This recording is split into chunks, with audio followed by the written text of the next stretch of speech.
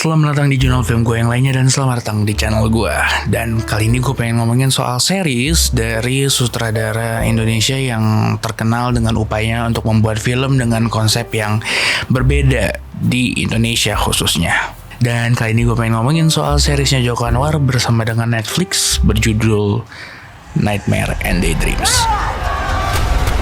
Ambil kendali.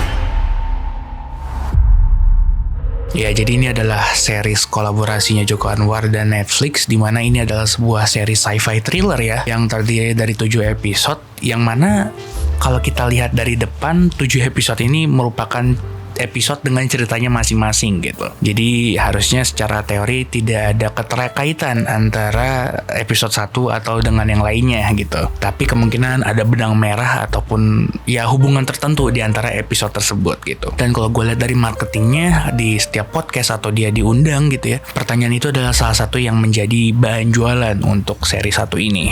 Jadi series ini di setiap episodenya tuh kayak ngambil semacam perbedaan latar waktu gitu, khususnya tahun gitu ya. Tapi yang gue lihat kebanyakan dari episode ini, bahkan mungkin semuanya itu mengambil latar waktu di Jakarta. Nah, dengan latar waktu yang berbeda-beda dan spesifikasi lokasi berupa Jakarta, gue lihat memang di series kali ini Joko Anwar tuh berusaha mengembalikan kembali keorganikan dalam penulisan naskahnya gitu. Setelah di beberapa film belakangan ini, ya film-film Joko Anwar tuh kesannya kayak terlalu jauh dan kurang dekat gitu ke masyarakat gitu. Sedangkan di sini ada upaya untuk memperbaiki itu semua, walaupun memang kalau gue lihat masih ada di beberapa titik perasaan jauh gitu dari tontonan ini gitu.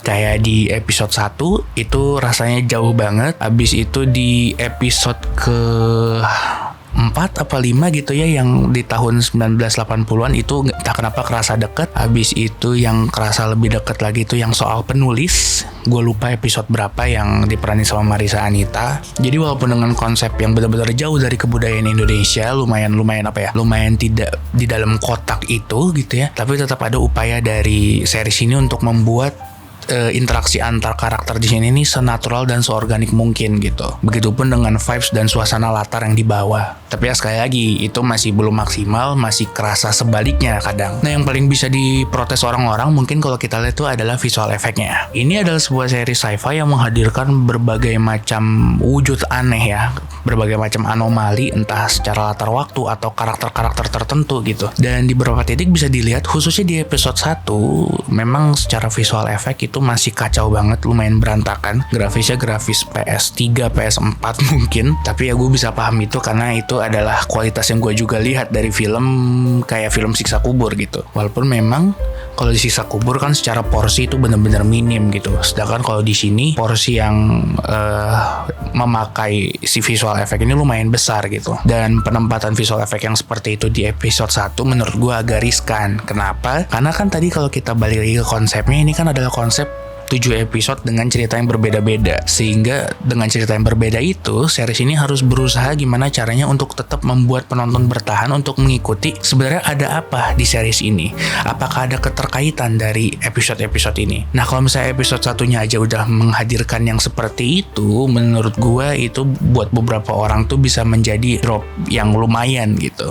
Buat beberapa orang apalagi mungkin yang gak begitu ngikutin Joko Anwar mungkin bakal langsung berhenti setelah melihat kualitas di episode satunya itu gitu. Tapi di beberapa titik ada visual effect yang lumayan gue suka. Cuman sayangnya ini kalau gue lihat itu yang paling menarik itu ada di episode terakhir. Yang which is ya episode terakhir adalah diberikan untuk penonton yang memang udah bertahan dari awal nyampe akhir itu gitu. Sedangkan kalau kasus kayak yang tadi gue bilang, kemungkinan orang gak akan nyampe ke situ karena di episode 1 aja dia udah ngerasa agak drop gitu.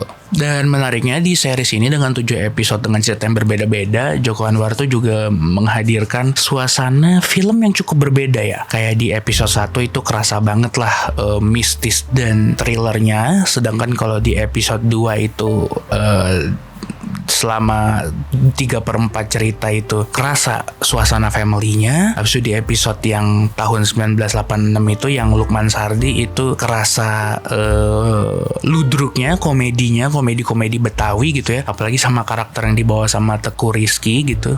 Ya intinya di tiap episode itu ada semacam vibes atau suasana yang berbeda gitu. Walaupun dari itu semua ada satu kesamaan, yaitu banyaknya momen-momen ketegangan gitu. Ya namanya juga thriller ya. Dan ini Joko Anwar pasti ada momen-momen tegang di series ini. Dan yang gue suka dari directing Joko Anwar ya bagaimana dia menyampaikan ketegangan tersebut gitu. Entah dari sinematografinya, dari tempo editingnya, atau dari musiknya gitu. Tapi terlepas dari itu semua ya kembali lagi ketika gue melihat series ini secara keseluruhan dan melihat bagaimana konsep yang dihadirkannya, series ini sebenarnya bikin gue cukup lumayan hype gitu. Apalagi di episode terakhirnya yang ngasih konklusi singkat dan jelas gitu ya, yang sebenarnya masih menimbulkan banyak pertanyaan, tapi tetap aja kayak semacam ada perasaan lega dan satisfaction lah ketika ada di titik itu gitu. Cuman menurut gue yang bisa berada di titik itu juga karena terbantu dari faktor bias gue terhadap Joko Anwar itu sendiri. Menurut gue buat orang yang gak nonton film-filmnya Joko Anwar gitu ya, apalagi yang gak tahu ini tentang apa, ini adalah series yang lumayan ngebingungin.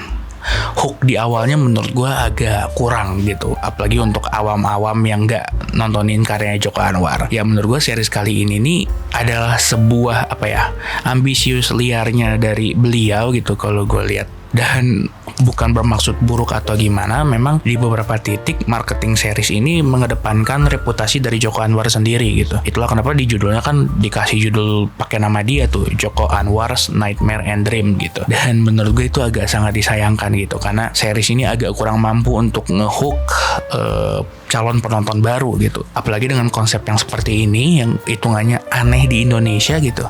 Ya endingnya menurut gue ya ini adalah series Indonesia yang so-so lah, lumayan revolusioner di Indonesia, tapi untuk memenuhi standar yang rata-rata di kalangan genrenya ini hitungannya masih kurang lah gitu. Ya gitu sih. Gimana menurut kalian yang udah nonton series ini? Langsung aja komentar dan berpendapat di bawah. Gitu aja sih. Dan ya ini adalah salah satu series yang lumayan melelahkan karena ya banyak momen-momen intensnya juga, tapi vibesnya beda-beda, lumayan ngasih dinamika perasaan tersendiri. Dan gitu aja sih. Nah yaudah gitu aja dulu video dari gue. Sampai jumpa di film berikutnya, antara film Inside Out 2 atau Ipar Adalah Maut. Gitu sih. Gitu aja, sekian dari gue, dan seperti biasa di video gue, Sebagai Racun.